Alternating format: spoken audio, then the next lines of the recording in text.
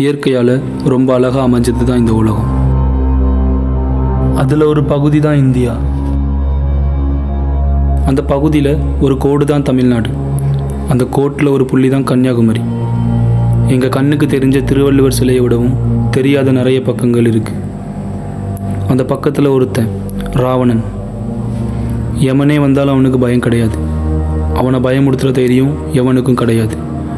எல்லாரோட வாழ்க்கையும் எங்கே தொடங்கும்னு தெரியாது. ஆனால் இந்த ராவணனோட வாழ்க்கை தொடங்குனது பல பேரோட வாழ்க்கை முடிஞ்ச இடம்தான்.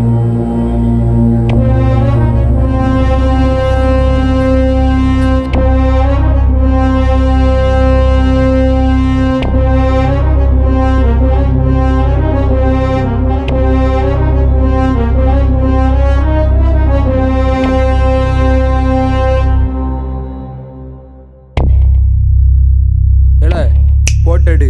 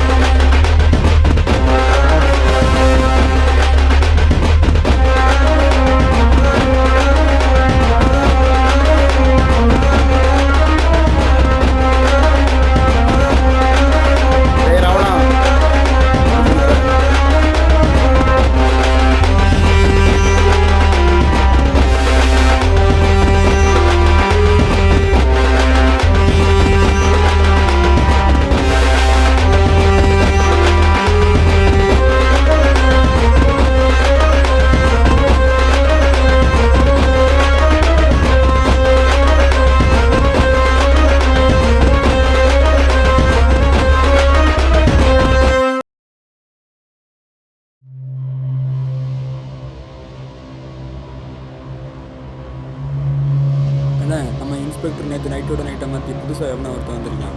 நம்ம எஸ்ஐ வேறு அவனை மீட் பண்ணான்னு சொல்கிறாரு. நான் வேணா சொல்லிடுவா. என்னது நைட்டோட நைட்டாக மாற்றிட்டானுங்களா? ஓனர் இறங்கி அடிக்க ஆரம்பிச்சிருக்கான் போல. ஸ்டேஷனுக்கு போகலாம். அண்ணா ஸ்டேஷனுக்கு இல்லை, நம்ம பாலத்துக்கு வர சொல்லியிருக்கான். சரி, நான் மட்டும் போய்க்கிறேன்.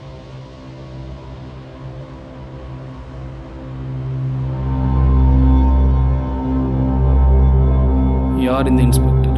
இவன் ஏன் இங்கே வந்தான்? இவனை கொண்டு வந்த ஓனர் யார்? ராவணனுக்கும் அவனுக்கும் என்ன பிரச்சனை? இங்கே சூறையை திங்க போகிறது பாறையா இல்லை பாறையை திங்க போகிறது சூறாவான்னு தெரிஞ்சுக்க கொஞ்ச நாளுக்கு முன்னாடி தான் போகணும்.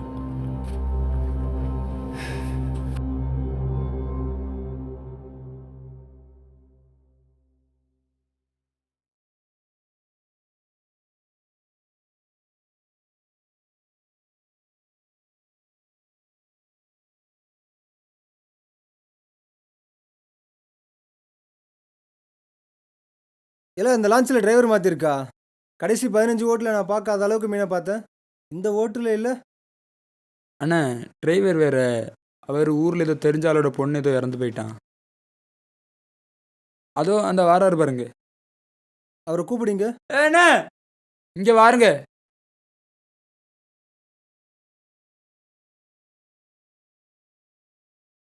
என்னென்ன முகம் வாடி இருக்கு? வீட்டில் எதுவும் பணம் பிரச்சனையா? அப்படிலாம் ஒன்றும் இல்லை. கடல் தாய் புண்ணியத்தில் பணக்குறைலாம் ஒன்றும் இல்லை. மனக்குறை தான் கொஞ்சம் அதிகமாக இருக்குது. சத்திய சோதனை சரியா போச்சு. எங்க கூட வேலை செஞ்சுட்டு மணக்கவலையா? சரக்கு அடிப்பீங்களா? எப்போவாச்சும். நீ அக்கா கடைக்கு போயிட்டு சைடிஸ் வாங்கிட்டு பக்கத்தில் லக்ஷ்மி வாங்கிட்டு பாலத்து பக்கம் வந்துரு. வாங்கண்ணா போகலாம். என்னண்ணே பிஞ்சு சட்டை போட்டுக்கிறீங்க? சட்டையை மாற்றினாங்கண்ணே.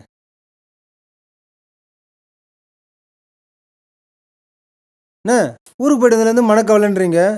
அப்படி என்னதான் நடந்துச்சு? அப்படி யார் தான் இறந்தது? எனக்கு 10 வருஷமாக குழந்தை கிடையாது. அதுக்கப்புறம் தான் 2 குழந்தைகள் பிறந்துச்சு. தரையில் விடுறது இல்லை, அப்படி வச்சுருந்தோம். என் பொண்டாட்டி ஆசைப்பட்டான்னு பெரிய சிபிஎஸ்சி பள்ளிக்கூடத்தில் சேர்த்தோம். பணத்தை தண்ணி மாதிரி வாங்கினான். கடல் வருமானமும் எனக்கு பத்தாமல் போயிடுச்சு. நானும் அவ்வளோ ரேஷன் அரிசியை தான் திம்போம். பிள்ளைங்க பள்ளிக்கூடத்தில் நல்ல சாப்பாடு சாப்பிடுதுன்னு பீஸை கட்டி தான் ஆகணும். ஆனால் பிள்ளைகளுக்கு பள்ளிக்கூட சாப்பாடு ஒத்து வரல. சரி, பிள்ளைகளும் ஆசைப்படுதுன்னு படிக்க வச்சேன். அப்போ தான் வந்தா ஸ்விம்மிங் கிளாஸ்ன்னு. எனக்கு ஒன்றுமே புரியலை. என் பொண்டாட்டி அவள் சொன்னான், நீச்சல்னு பள்ளிக்கூடத்தில் பணம் கட்டி நீச்சல் சொல்லி கொடுக்குற கிளாஸ் இருக்குன்னு சொன்னான். என் பிள்ளையோட அந்த பிறந்தநாள் அன்னைக்கு பள்ளிக்கூடத்தில் போட்டின்ட்டு கடல் தக்கிட்ட போய் நீச்சல் சொல்லி கொடுத்தேன். சாயங்கள்லாம் பள்ளிக்கூடத்துலேருந்து ஃபோன் வந்துச்சு. 10 வருஷம் கழிச்சு பிறந்த பிள்ளைய 10 வயசுலேயே பறி கொடுத்துட்டேன்.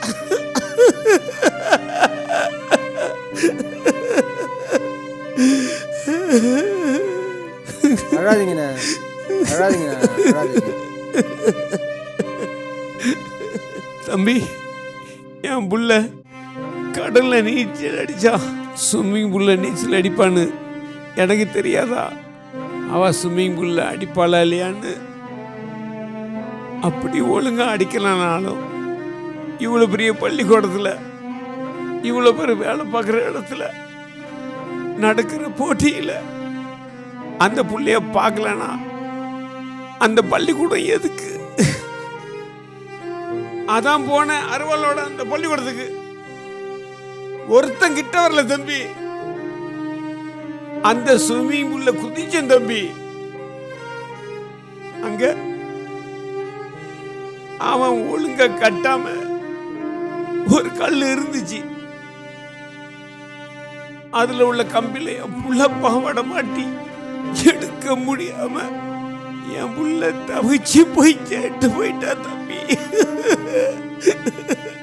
ஆசையா வளர்த்த புள்ளைய பாதி கொடுத்துட்டையா.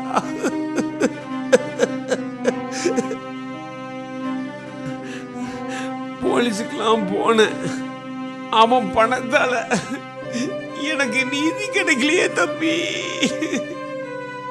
இப்போ எனக்கு தெரிஞ்ச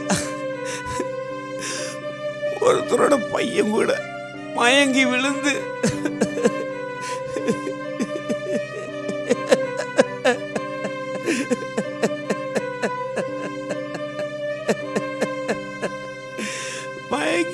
இறந்துட்டான்னு சொல்றாங்க தம்பி. ஆனா எனக்கு நம்பிக்கையே இல்லை தம்பி.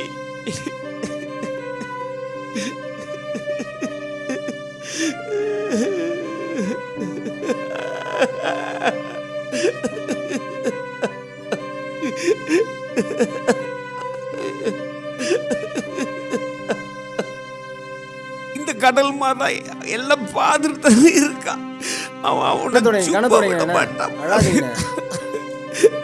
அழாதீங்க, அழாதீங்கண்ணே, கண்ணை தொடங்கண்ணே, அழாதீங்க, அழாதீங்க, கண்ணை தொடங்க, கண்ணை தொடங்க, கண்ணை தொடங்க, கண்ணை தொடங்க.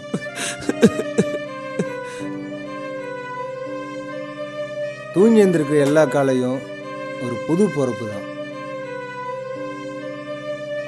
எல்லாம் நல்லா தான் நடக்கும். எதையும் யோசிக்காம போய் நிம்மதியா தூங்குங்க.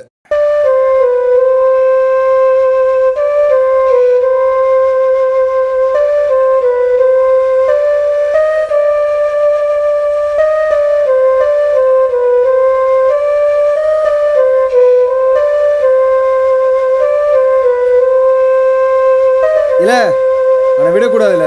அவன் யாரு, அந்த ஸ்கூலில் என்ன நடந்திருக்கு, இது எல்லாம் எனக்கு தெளிவாக தெரிஞ்சாகணும். அவன் ஸ்கூலில் கேஸ் போட்டு தூக்கி ஆகணும். இங்கே அரசாங்கம் கஷ்டப்படுறதும் அரசியல்வாதி பணக்காரனாக இருக்கிறதும் இவனை மாதிரி கார்பரேட்டால தான். அவ்வளோ பெரிய பல்லடம் சொல்கிறீங்க. அவன்கிட்ட இருக்க பணத்துக்கு அவனை மீறி நம்மளால் என்ன பண்ண முடியும்? என்ன சொன்ன? அவனை மீறி ஒன்றும் பண்ண முடியாதா? அவனுக்கு தண்டனை கிடைக்கலாம், எனக்கு தண்டனை கிடைக்கும்டா. அவனை வெட்டி வகந்துருவல்ல. போ, நான் கேட்டதை கொண்டு வா. எல்லாரும் சைலண்டா இருங்க, கத்தாதீங்க, கத்தாதீங்க, கொஞ்சம் பொறுமையா இருங்க. அமைதி, அமைதி. கத்தாதீங்க. எல்லாருக்கும் சாக்லேட்னாலும் வாங்கி தரேன். அமைதியாக இருங்க. ஓகே? நீங்களும் ராஜ்மிஸும் இருக்கும்போது தான் அந்த பிள்ளைங்க சிரித்து பேச்சு சந்தோஷமாக இருக்குது. மற்ற நேரம் பாம்போல தான் இருக்குது. அப்படியா? ராஜி மிஸ் எப்போ வருவாங்க? அடுத்து அவங்க தான் வந்துக்கிட்டு இருக்காங்க.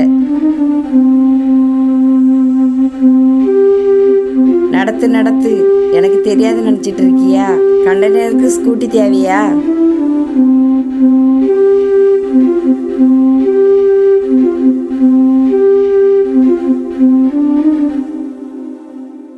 Good morning. எல்லாரும் உட்காருங்க. Good morning. சும்மா இருங்க. நீங்களுமா? அக்கா, பிள்ளைங்களை கூட்டிட்டு போயிட்டு வாங்க.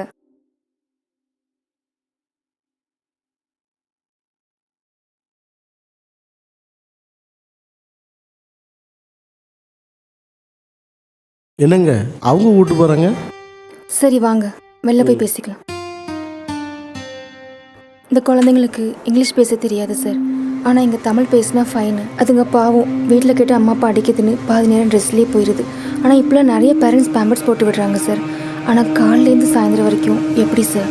அதுங்களுக்கு என்ன பேம்பர்ஸ் கட்டிட்டு யூரின் போக தெரியுமா? அதான் நான் வந்ததும் ஃபஸ்ட்டு அவங்க டாய்லெட் போக வச்சுட்டு 20 நிமிஷம் ஸ்நாக்ஸ் சாப்பிட ஒதுக்கிடுவேன். மீதி 20 நிமிஷம் தான் என்னோடய பாடமே இருக்கும் சார். எல்லா ஸ்கூல்லையும் இப்படி தானா? இல்லை சார், பிள்ளைங்க ஜாலியாக இருக்க ஸ்கூல் நிறைய இருக்குது.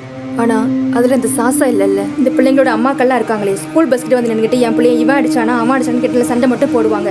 ஆனால் யாராவது ஒரு பேரண்ட் பிள்ளைக்கு தான் சம்பாதிக்கணும்னு ஒரு நாள் வேலையை விட்டு வந்து பார்க்குறாங்களா பிள்ளை என்ன பாடுபடுதுன்னு? அப்படி அவங்க மட்டும் வந்து பார்த்தாங்கன்னா அந்த ஸ்கூலில் கேஜி பிளாக்கே க்ளோஸ் ஆயிரும் சார். இது நம்ம சேர்மனுக்கு புரிய வைக்கணும் சார். சேர்மனுக்கு தெரியாமல் ஸ்கூலில் ஏதாவது நடக்கும்னு நினைக்கிறியாமா?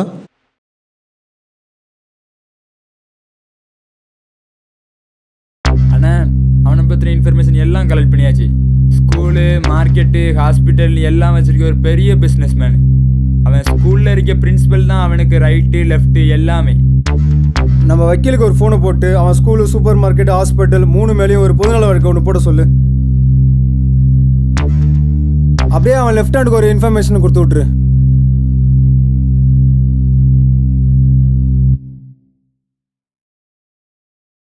நான் வேலையை விட்டு நிற்க போகிறேன் சார். இங்கே எனக்கு எதுவுமே சரியாக படல. அதுவும் பிள்ளைங்களை பார்க்கும்போது அப்படி இருக்குது. வந்து 1 மாதம் கூட ஆகலை, அதுக்குள்ளேயுமா? ஆமாம் சார், இங்கே அட்மிஷன் கணக்கு கூட தப்பாக இருக்குது சார்.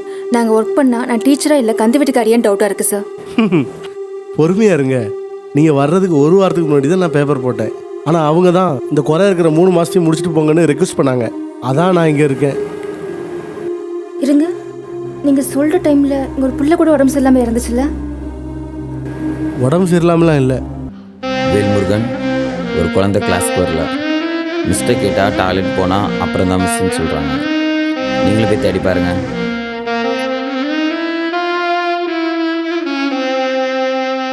நான் சிசிடிவி ஃபுட்டேஜ் எல்லாம் பார்த்துட்டேன் சார்.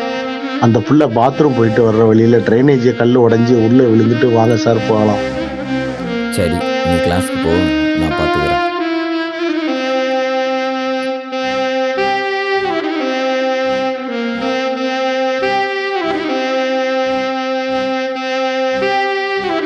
அத்விக் சார்,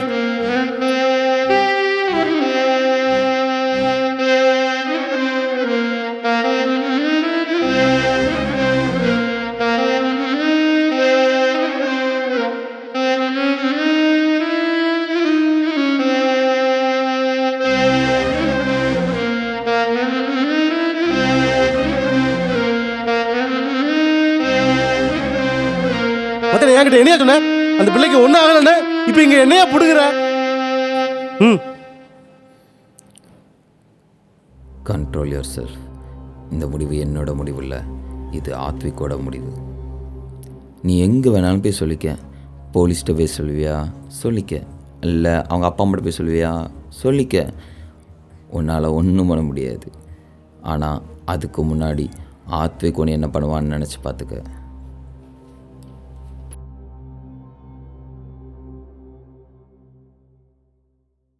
நைட்லாம் தூங்க முடியல. ஒரு குழந்தை உயிர் போச்சு. வலியும் வேதனையும் கோபமும் சேர்ந்து உருக்கிருச்சு. அதான் அவனையும் ஒன்றும் பண்ண முடியல, இங்கேயும் இருக்க முடியல. வேலையை விட்டலான்னு பேப்பர் போட்டேன். ஆனால் அவங்க 3 மாதம் ஒர்க் பண்ணணும்னு சொல்லிட்டாங்க.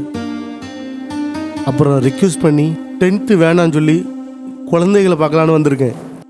எப்படி அது தெரிஞ்சவன ஒன்று பண்ணாம அங்கே வேலை பார்க்குறீங்க? ஒரு விஷயத்துக்கு கோவப்பட்டு கவலைப்பட்ட மட்டும் போதாது, தைரியமாக கேட்கணும். அப்படி இல்லைன்னா கோவப்படுறதுக்கும் கவலைப்படுறதுக்கும் உங்களுக்கு தகுதியே இல்லை, அது வேஸ்ட். ஒன்று போய் நின்று பேசிட்டு இருக்கேன் பாரு. ஒரு நிமிஷம், இப்படி கோவப்படுறீங்களே, அவன் சட்டையை பிடிச்சி உங்களால் கேட்க முடியுமா? அப்படி கேட்டிங்கன்னா நாளைக்கு நீங்கள் உடம்பை விற்றீங்கன்னு சொல்லி உங்களை அரெஸ்ட் பண்ணி சட்டையை பிடிச்ச கை காலை பிடிக்கும். கொஞ்சம் யோசிங்க. தமிழ்நாடு பெஸ்ட்டு ஸ்கூல்னு அவனுக்கு அவார்டு கொடுத்துருக்கு. அவன் அந்த கவர்மெண்ட்டுக்கு என்ன கொடுத்துருப்பான்? எனக்கு ஒன்றும் பெரிய படைபலம்லாம் இல்லை. 2 அக்கா ஒரு தங்கச்சி தான். அக்காவுக்கு இப்போ தான் குழந்தை பிறந்திருக்கு. நான் அவன் சட்டையை பிடிச்சா நாளைக்கு எங்கள் அக்காவுக்கு பிள்ளை இருக்காது, இல்லைன்னா எங்கள் அக்கா பிள்ளைக்கு அம்மா இருக்காது. புரியுதா? அவனுக்கும் அதுக்கும் எந்த சம்மந்தமும் இல்லாத மாதிரி இருப்பான். அதான் ஆத்விக் ராம்.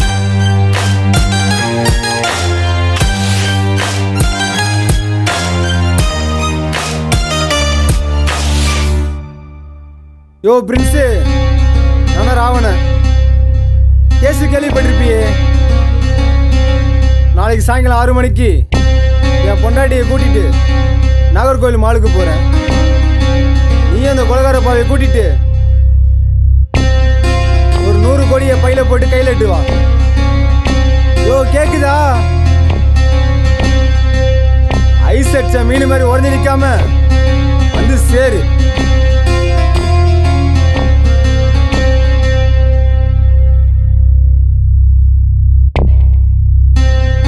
நம்மளுக்கு தெரிஞ்சதால ஷாக்கில் இருக்கிறான், வந்துருவான்.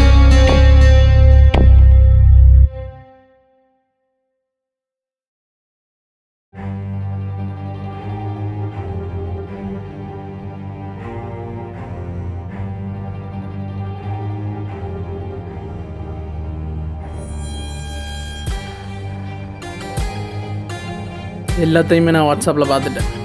இம்மிடியேட்டாக டிக்கெட் போடுங்க, நாளைக்கு நான் அவனை மீட் பண்ணணும். சார், இதுக்கு போய் நீங்கள் வரணுமா? இங்கே நம்ம யாரையும் சாதாரணமாக எடுத்துக்கக்கூடாது. எல்லாரையும் பெருசாக எடுத்துக்கிட்டனால தான் எனக்கு இந்த இடம். புரியுதா? சொன்னதை மட்டும் செய்யுங்க. சித்தப்பா கிட்ட பேக் கலெக்ட் பண்ணிட்டு பிக்கப் பண்ணி ஏர்போர்ட் வந்துடுங்க.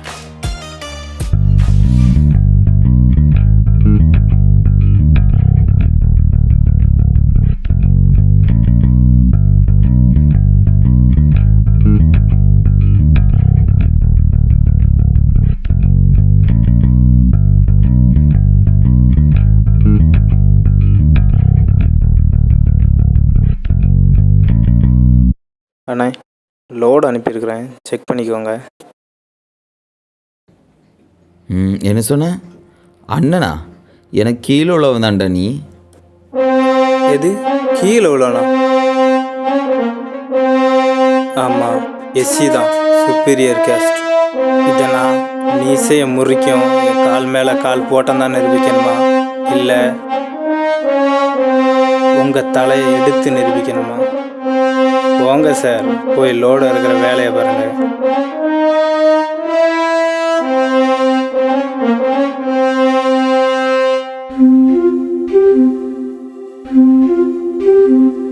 ராஜி மிஸ், ஸ்கூலுக்கு ப்ரொஃபஷனல்லாம் வந்திருக்கு, என்னெல்லாம் வந்திருக்குன்னு செக் பண்ணலாம் வாங்க. சரி, ஓகே, போகலாம்.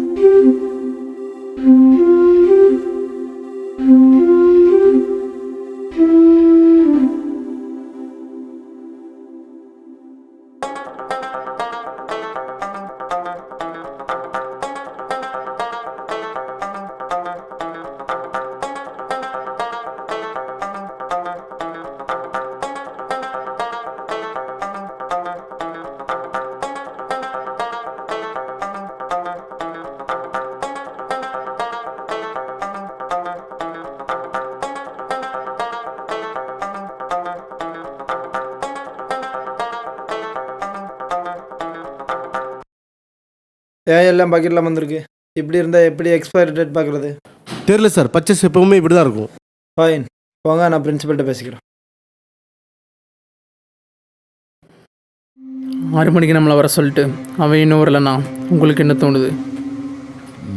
தெரியல சார். அவன் இங்கே தான் இருக்கான். டேபிள் நம்பர் 10 இது இல்லை.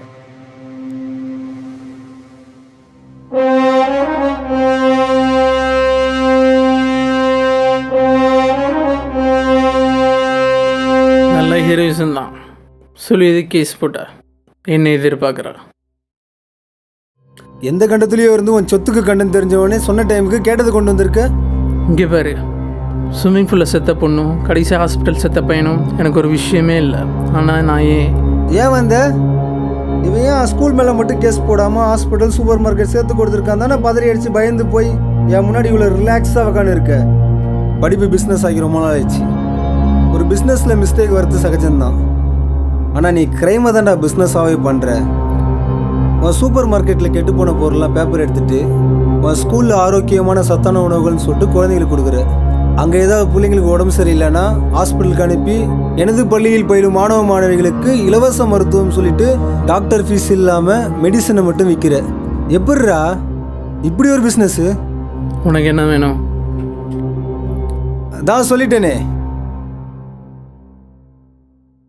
இன்னும் 200 கோடி.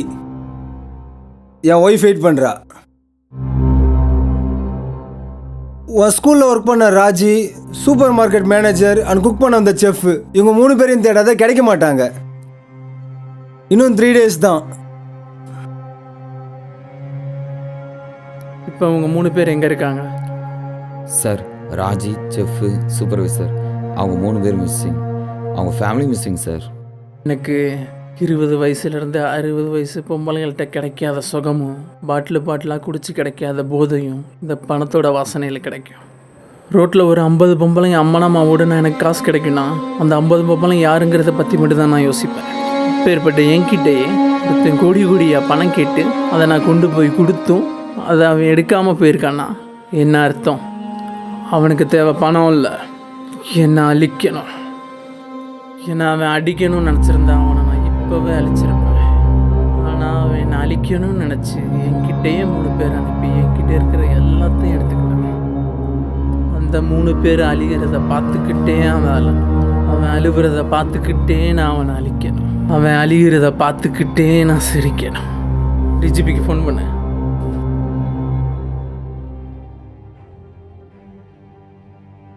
இமீடியட்டாக கன்னியாகுமரி இன்ஸ்பெக்டரை மாற்றுங்க.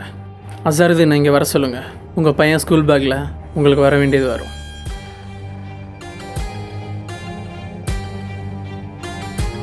வீட்டுக்கு ரீச் ஆகிறதுக்குள்ளே ராவணனுக்கு யாரும் பர்சனல் எதிரி இருக்கானான்னு கேளு. அவன் கான்டாக்ட் டீட்டெயிலாம் வாங்கிட்டு அவனை வீட்டுக்கு வர சொல்லு. போலீஸ்காரங்கிட்ட பேசி அவன் போகும்போது நம்ம வீட்டுக்கு வருவானா இல்லை நம்ம அவன் வீட்டுக்கு வரணுமான்னு கேளு. அப்புறம் கொஞ்சம் பார்த்து மரியாதையை பேசி. இதால் ஒரு ஈகோ பிடிச்ச சைக்கோ.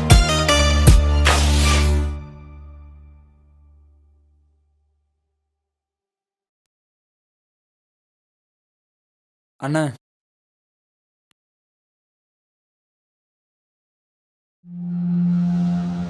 நாம ஏன் இதை அவங்ககிட்ட சொல்லணும்? சொல்லாமலே பண்ணியிருக்கலாம் தானே? நம்ம சொல்லாமல் இருந்தாலும் கேஸை பற்றி தெரிய வரும். அப்படி தெரிய வந்ததும் நம்மளை பற்றி 10 நிமிஷத்தில் தெரிஞ்சுப்பான். அது அவனை ரொம்ப ஸ்ட்ராங்காக ஃபீல் பண்ண வைக்கும். நம்மளை வீக்காக்க நம்ம குடும்பத்தை தான் தொடுவான். ஆனால் இப்போ தெரிய வரும் நம்ம யாரோட மோதிரம் எவ்வளோ ஸ்ட்ராங்குன்னு. அவனை மாதிரி ஆளால் தான் தமிழ் தெரியாதன்ற போய் அடிமையாக கிடக்கிறான். நீ அந்த 3 பேரையும் ராவோட ராவா கூத்தங்குழிக்கு லான்ச்சில் அனுப்பிடு. இங்கே இருக்க வேணாம், நாங்கள் பேசிக்கிறேன்.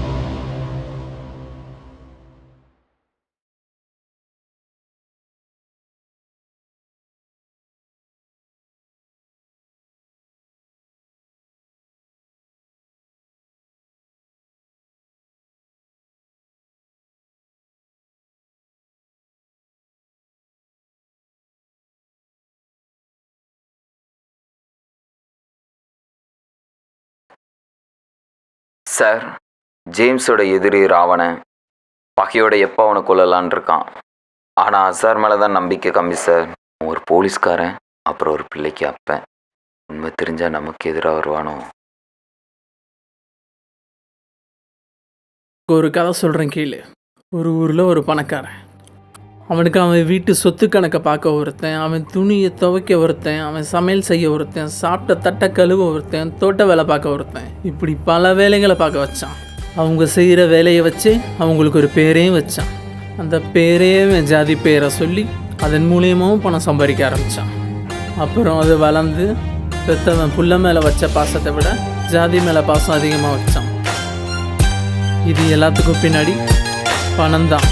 அவ்வளவு பவர்ஃபுல்டா பணம். 2 கட்டுக்கு 3 கட்டா கொடுத்தா அப்பன் புள்ளைய விட்டுவான், புள்ள அப்பனை விட்டுவான். 10 கட்டா கொடுக்குறேன்னு சொல்லு, கொடுத்துட்டு பக்காவாக வேலையை முடிக்கட்டும். முடிச்சுட்டு 10 கட்டை வாங்கிக்க சொல்லு. பணம் அவனை எதையும் யோசிக்க விடாது. புரிஞ்சுதா? ஓ.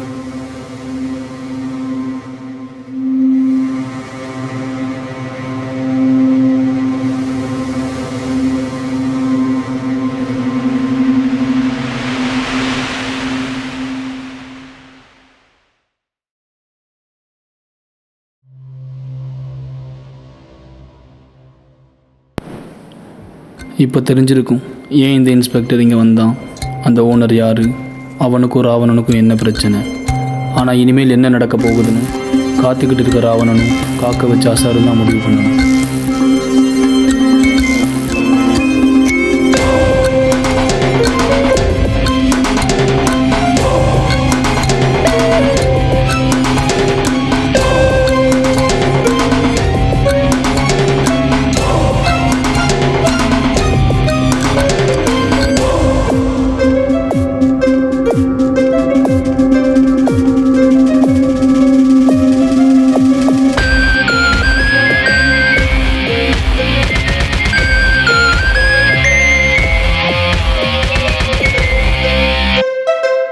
என் பேர் அசாரு. நான் ஏன் வந்தேன்னு உனக்கு தெரியும், மறைச்சு பிரயோஜனம் இல்லை. பயம் இல்லாதவனுக்கு பொறுமை இருக்காதுன்னு சொல்லுவாங்க. அதான் உன்னை வெயிட் பண்ண வச்சு செக் பண்ணேன். பரவாயில்ல, உனக்கு ரொம்பவே இருக்கு.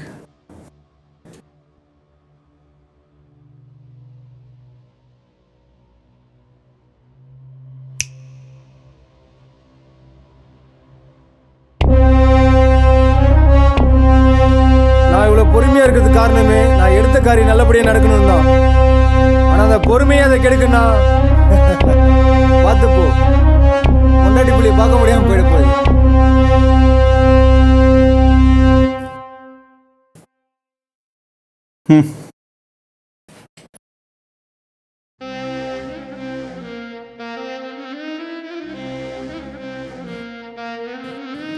சார், நீங்க சொன்ன மாதிரி 3 பேரை ராவண கடத்தி மிரட்டி உங்க பிசினஸ்ல தப்பு நடக்குதுன்னு கேஸ் போட்டு பொய் சாட்சி சொல்ல வச்சிருக்கான். அப்புறம் உங்ககிட்டையும் கேஸ் வாபஸ் வாங்க சொல்லி பணம் கேட்டு மிரட்டி இருக்கான். இப்படின்னு எஃப்ஐஆர் போட்டிருக்கேன். அப்புறம் ஏதோ ஒருத்தன் கேஸ் போட வரான்னு சொன்னீங்களா, யாரு? ஜேம்ஸா? அவனையும் கொஞ்சம் சீக்கிரம் வர சொல்லுங்க. யோ, இந்த ஜேம்ஸ் யாரு? அவனுக்கு ராவனுக்கு என்ன பிரச்சனை உனக்கு தெரியும்ல, சொல்லு.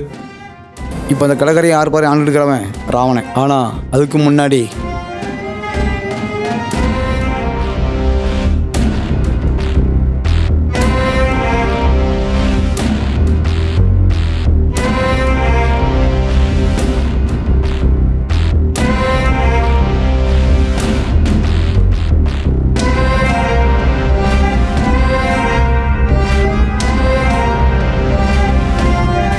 ஜேம்ஸுடைய கண்ட்ரோல்.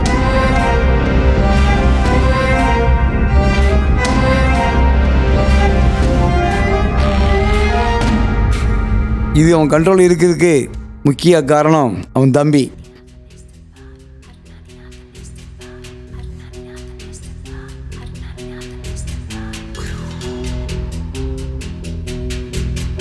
இவனுடைய பேரு ராஜன். அவன் ஜேம்ஸ் பேசும்போது எய்த்து பேசுகிற மூச்சையும் பேச்சையும் நிறுத்திடுவான்.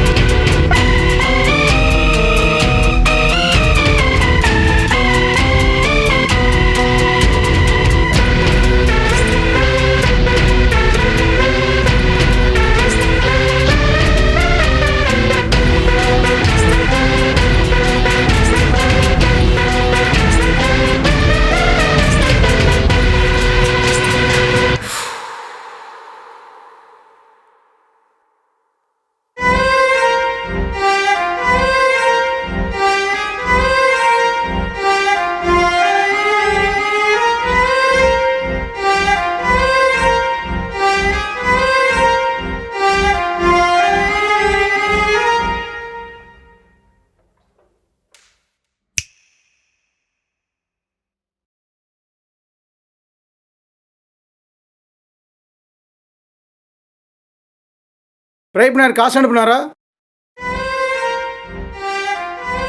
இல்லை, கிலோவுக்கு 250 இல்லை 500 ரூபாயே பிரதீப் கொடுத்தாலும் இந்த கடற்கரையில் நான் மீன் 90 ரூபாய்க்கு தான் வாங்குவேன். எவனும் கேட்கவும் மாட்டான், கேட்கவும் முடியாது. ஆனால் நீ என் கூடவே இருந்துட்டு ஏடிக்கிட்டே போய் கம்ப்ளைண்ட் பண்ணியிருக்கேன்னா?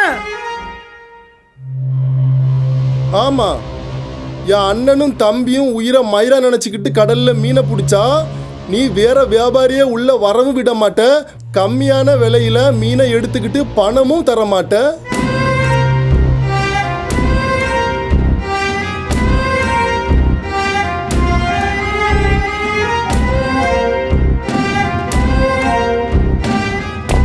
கடற்கரையில் ஜேம்ஸோட பார்வை தொழில் இருந்துச்சு. ஆனால் ராஜனுடைய பார்வை பார்வதி மேலே தான் இருந்துச்சு. அவகிட்ட கேட்க சொன்ன கேள்வி ராஜனை 2 துண்டாகிடுச்சு.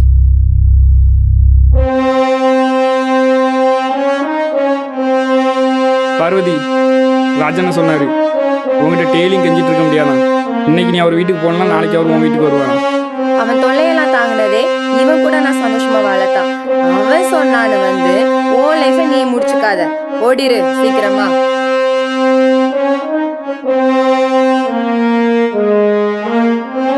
அவன் தலையை தனியாக எடுத்துட்டான் சார். கேட்டவனுக்கு இந்த நிலைமைன்னா கேட்க சொன்னவனுக்கு. ஆனால் அவனை விட்டுட்டான் பார்வதியோட வார்த்தைக்காக. தயவு செஞ்சு சொல்றத கேளு, சண்டை சச்சரவு வேணாம். உனக்கு பெரியப்ப தெரியும், அவரு சொன்னா இவங்க கேட்பாங்க. அவன் என்கிட்ட இப்படி கேட்டதுனால தான் இப்படி ஆச்சுன்னு சொல்லு. எனக்கு அமைதியா வாழணும். அவங்கள்ட்ட இவ்வளவு தொல்லை பண்ண வேணான்னு சொல்லு. நீயும் போய் மன்னிப்பு கேளு ப்ளீஸ்டா, போ எனக்காக.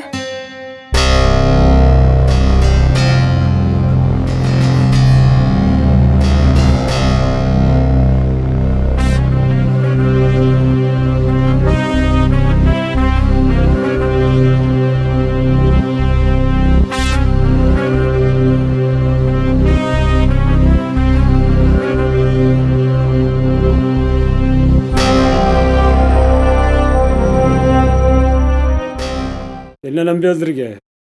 உன்னை எப்படி விட முடியும்? ஒரு ஜேம்ஸ்ல பேசிட்டு வரேன்.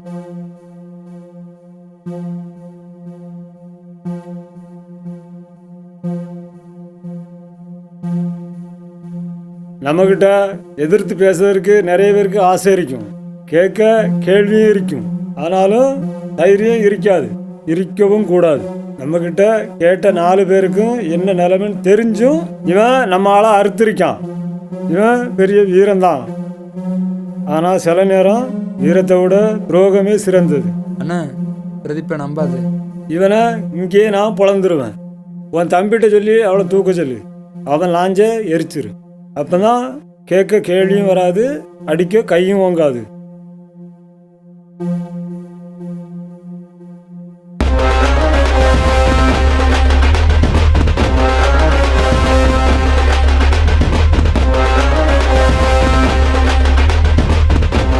அவங்க எல்லாரோடைய பேரையும் ரேஷன் கார்டிலேருந்து எடுக்க வச்சிட்டான். அங்கேருந்து கடற்கரைக்கு வந்தான். அவனுடைய லாஞ்சை எரிச்சாங்க. அதனால் ராஜனை தேடி போனான்.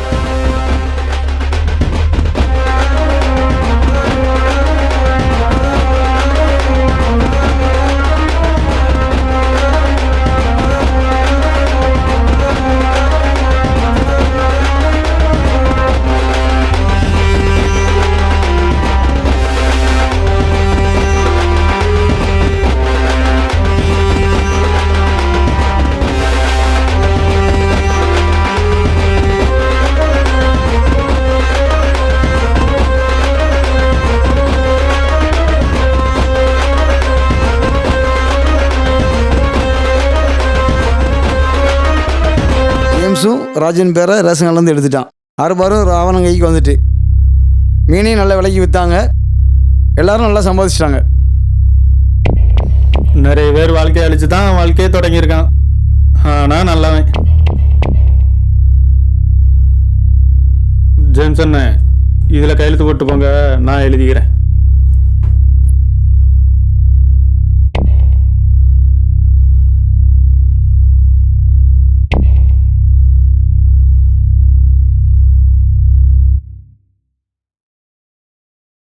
இவ்வளோ நாள் கேஸ் போடாமல் இப்போ இருக்குண்ணே?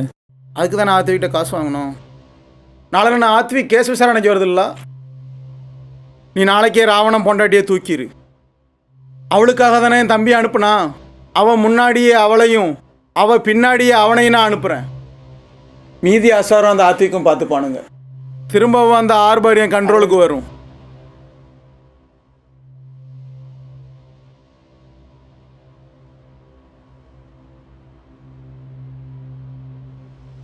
இல்லை நான் கூத்தவங்களே சொல்லிட்டேன். மதியம் கிளம்பி சாயந்தரம் அவங்க லான்ச்சுக்கு வந்துடுவாங்க. நீ நம்ம லான்ச்சை 2 நாட்டிகள் தள்ளி நிறுத்து. விடிகிற வரைக்கும் அவங்க லான்ச்சுக்குள்ளே தான் இருக்கணும். அவன் எனக்கு அரெஸ்ட் வாரண்ட் வாங்கிட்டான். அவன் கண்ணெல்லாம் என் மேலே தான் இருக்கும். அதனால் சேஃபாக நீ தான் அவங்கள கூட்டிகிட்டு போகணும். எல்லாம் தெளிவாக பிளான் பண்ணிட்டேன், புரியுதா? இந்த கேஸு என்னால் முடியும்னு போட்டிருக்கேன். என்னை தவிர வேறு யாரும் முடிக்கக்கூடாது.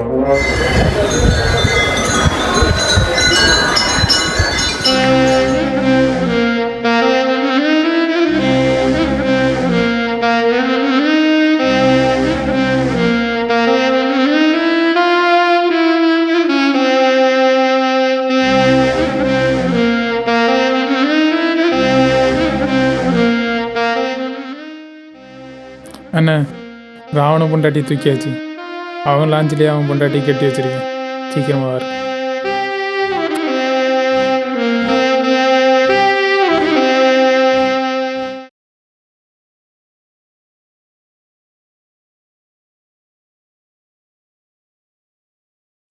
யாரு? ராவணா யாரும் தெரியுதா? இப்படி நிக்கிற இடத்துக்கும் உன் பொண்டாட்டி உசுருக்கும் சொந்தக்காரன் ஜேம்ஸ். பதிலும் பேசாம ஆர்பருக்கு அந்த பக்கம் நீ கட்டி வச்சிருக்க லாஞ்சில உன் பொண்டாட்டியை நான் கட்டி வச்சிருக்க. உன் உசுரை கொடுத்துட்டு உன் பொண்டாட்டியை உயிரோட போக விடு. வாடா வண்டி ஆர்பருக்கு விட்றா.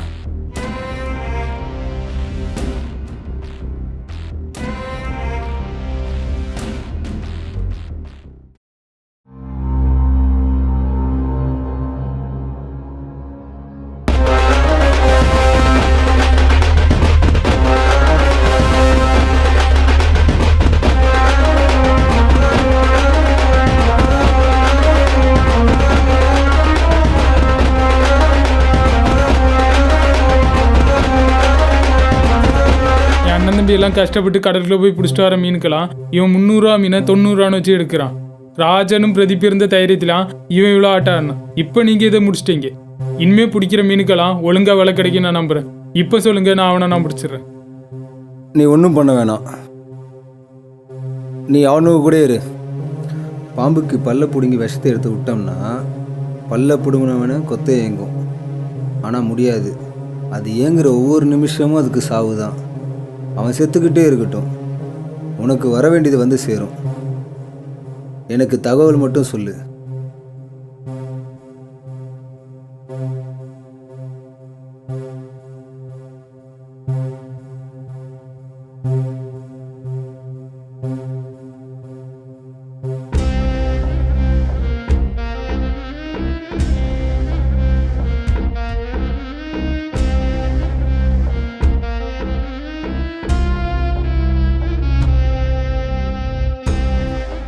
ஆத்விக்னு ஒருத்தன்ட்ட பணத்தை வாங்கி உங்கள் மேலேயே கேஸ் போட்டிருக்கான். அண்ணியை கடத்தி உங்களையே கொள்றதுக்கு பிளான் போட்டிருக்கான்.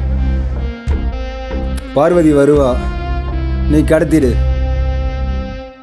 ஹார்பருக்கு அந்த பக்கமாக லான்ச் கட்டி போட்டுருக்கேன், அங்கே கொண்டு போ. அவன் எனக்கு ஃபோன் பண்ணதுமே அவனை கட்டி போட்டுறாங்க. ராவணனோட பார்வதியை தொட நினச்ச அவன் இனிமேல் இந்த பூமிக்கு தேவையில்லை.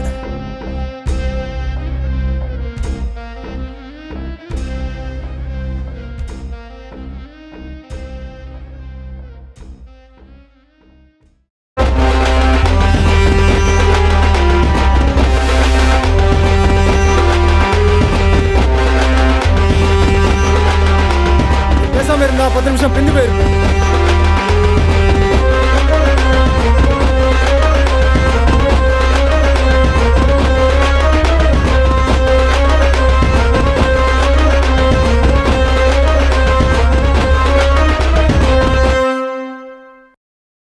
கைதை பிடிங்க. ராத்திரி உள்ள ராவண லாஞ்சி ஊற்றி கிடக்க சொன்னா இருக்கட்டுமா போட்டுமா? அண்ணா, இது நம்ம கடலு, இங்க நம்மள வெஞ்சி எவன்?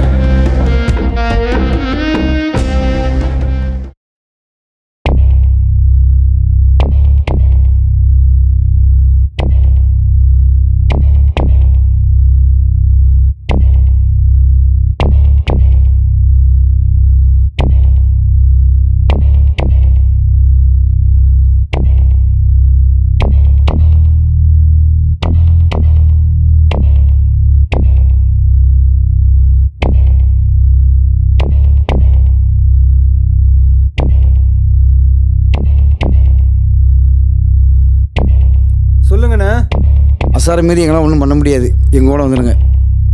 அவன் எங்க?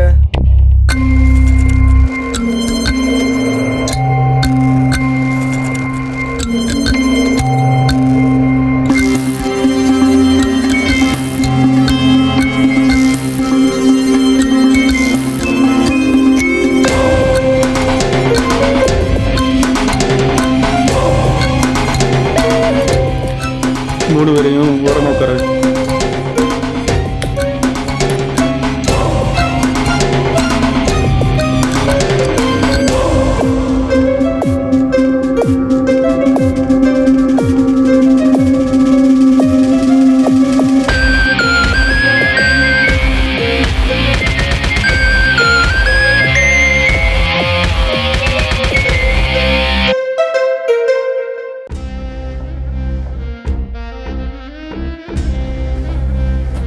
ஆத்விக், ராவன் அரெஸ்ட் பண்ணியாச்சு. இவங்க மூணு பேரும் இன்னைக்கு ஒன்று கடலில் வீசிடுவேன். அப்புறம் இன்னைக்கு ராத்திரி ராவணனை கொண்டுட்டு தலைமறைவுன்னு சொல்லிடுவேன். நீ மீதி பணத்தை நாளைக்கு கோர்ட்டுக்கு எடுத்துட்டு வா. நீயா முழிக்கிற? அவன் அக்கா தங்கச்சா அண்ணன் தம்பியா? நாளைக்கு உன் பிள்ளையை கூப்பிட்டு போயிட்டே இரு. அவனை ஸ்டேஷன் கொண்டு போவான்டான். ராவணனை நான் சொன்ன குடோனுக்கு கொண்டு போயிரு. ராவணா நைட்டு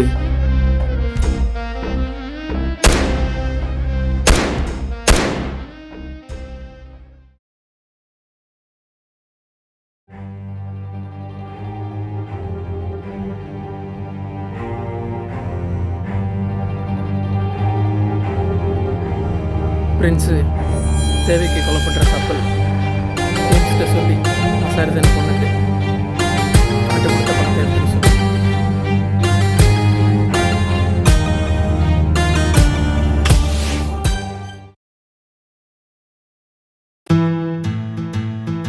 சார் ரொம்ப தேங்க்ஸ். இந்த கேஸை நீங்கள் நல்லபடியாக முடிச்சு கொடுத்துட்டீங்க. ஆத்விக் சார், கேஸை முடிச்ச நீ ஜேம்ஸ் வச்சு முடிச்ச விட தானே பார்த்தீங்க. அவசரப்படாதீங்க. சஸ்பெண்டில் வந்தவன் சஸ்பென்ஸ் வச்சுருப்பான்னு நினச்சி கூட பார்த்துருக்க மாட்டீங்களா? ரியல் இருங்க பாய் மூமெண்ட் உங்களுக்கு இருக்கு.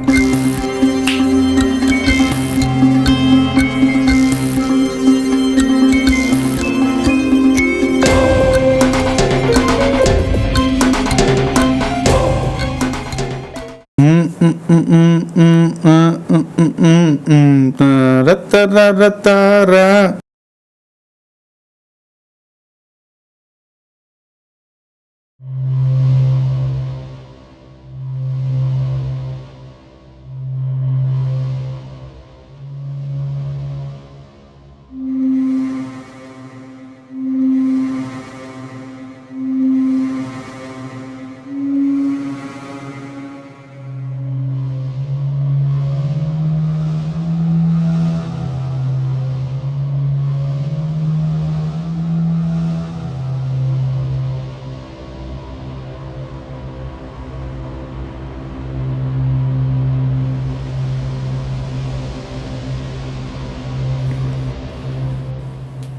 நீங்கள் போட்ட கேஸை பற்றி எனக்கு தெரியும்.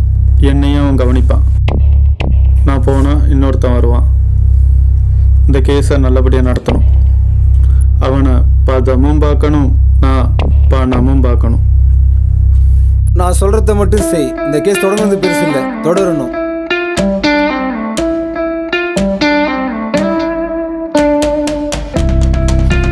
சார், எல்லாம் அவர் பிளான் தான். Fake FIR, fake encounter. என்கிட்ட பணம் வாங்கிட்டு என்னையவே ஏமாத்திட்டல நீ. நீயே ஏமாத்தானே சம்பாதிச்ச. ஆமாம், 5 தடவை தொழுகிறேன்னு இந்த மாதிரி கேவலமான வேலைக்கு எப்படி துணுபோன்னு நினச்ச? உனக்கு தமிழின தலைவர் பிரபாகரன் தெரியுமா? அவர் சொன்னது தான், வன்முறைக்கு எதிரான வன்முறையும் அகிம்சை தான், உன்ன மாதிரி துரோகிக்கு எதிரான துரோகமும் வீரம்தான். உன் ஸ்கூலில் படிக்கிற பசங்களை பசங்களாக பாரு, பணமாக பார்க்காத. சரியான வசதிகள் இல்லாத காரணத்தினாலும் அரசாங்கம் கட்டமைத்த கல்வித்தொகையை விட அதிக தொகை பெறப்பட்டதாலும் காலாவதியான பொருட்கள் மூலம் மாணவ மாணவிகளுக்கு உணவு சமைத்து வழங்கியதாலும் திரு ஆத்விக் ராம் அவர்களின் அனைத்து சொத்துக்களும் முடக்கப்பட்டு அவரது பள்ளியில் படித்த அனைத்து மாணவ மாணவிகளுக்கும் கல்வி கட்டணம் திரும்ப வழங்கப்படுமாறும் இந்த பள்ளியை சரியான முறையில் சோதனையிடாத கல்வித்துறை அமைச்சர் மற்றும் உணவு பாதுகாப்புத்துறை ஆய்வாளர் இவர்களை பணி நீக்கம் செய்து திரு ஆத்விக் ராம் அவர்களுடன் இந்த இருவரையும் சேர்த்து இவர்களுக்கு ஆயுள் தண்டனை விதித்து இவர்களது இரவை பகலாக்கவும் பகலை இரவாக்கவும் இந்த நீதிமன்றம் உத்தரவிடுகிறது. அதேபோல் பள்ளியில் இருக்கும் அனைத்து ஆசிரியர்களும் பெற்றோர்தான் என்பதையும் வீட்டில் இருக்கும் அனைத்து பெற்றோர்களும் ஆசிரியர்தான் என்பதையும் நினைவில் வைக்குமாறு அன்புடன் கேட்டுக்கொள்கிறேன்.